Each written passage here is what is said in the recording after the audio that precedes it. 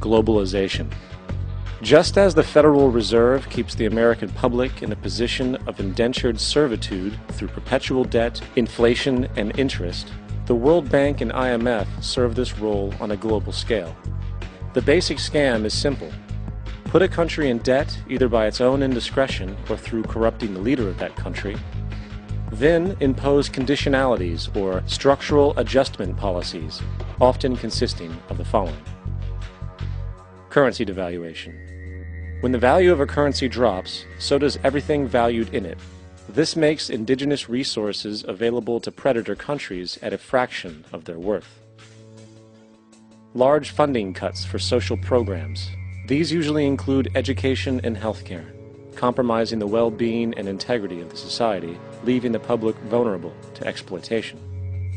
Privatization of state-owned enterprises. This means that socially important systems can be purchased and regulated by foreign corporations for profit. For example, in 1999, the World Bank insisted that the Bolivian government sell the public water system of its third largest city to a subsidy of the U.S. corporation Bechtel.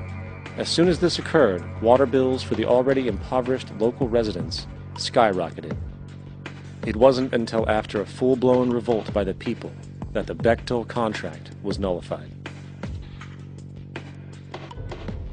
Then there is trade liberalization, or the opening up of the economy through removing any restrictions on foreign trade.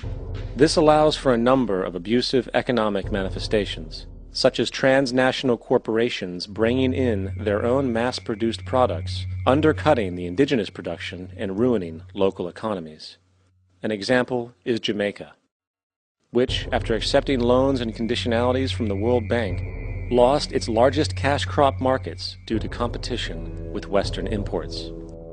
Today, countless farmers are out of work, for they are unable to compete with the large corporations. Another variation is the creation of numerous seemingly unnoticed, unregulated, inhumane sweatshop factories, which take advantage of the imposed economic hardship.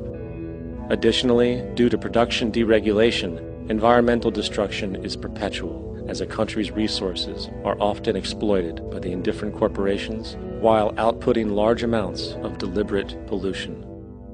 The largest environmental lawsuit in the history of the world today is being brought on behalf of 30,000 Ecuadorian Amazonian people against Texaco, which is now owned by Chevron. So today it's against Chevron, but for activities conducted by Texaco.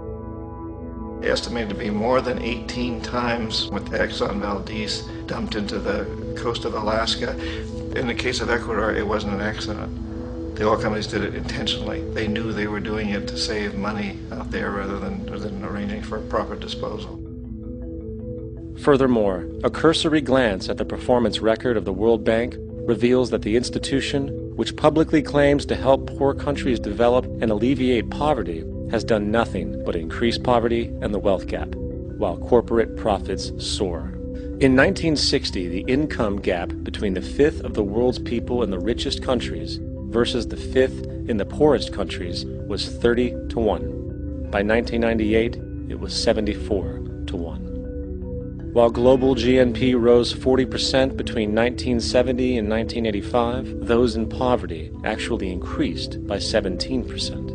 While from 1985 to 2000, those living on less than $1 a day increased by 18%. Even the Joint Economic Committee of the U.S. Congress admitted that there is a mere 40% success rate of all World Bank projects. In the late 1960s, the World Bank intervened in Ecuador with large loans. During the next 30 years, poverty grew from 50% to 70%. Under or unemployment grew from 15 to 70%. Public debt increased from $240 million to $16 billion, while the share of resources allocated to the poor went from 20% to 6%. In fact, by the year 2000, 50% of Ecuador's national budget had to be allocated for paying its debts. It is important to understand the World Bank is, in fact, a U.S. bank, supporting U.S. interests. For the United States holds veto power over decisions, as it is the largest provider of capital.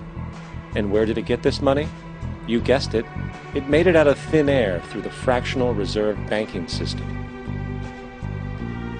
Of the world's top 100 economies, as based on annual GDP, 51 are corporations, and 47 of that 51 are US-based.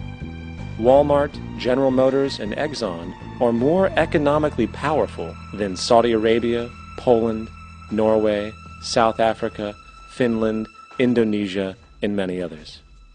And as protective trade barriers are broken down, currencies tossed together and manipulated in floating markets, and state economies overturned in favor of open competition and global capitalism, the empire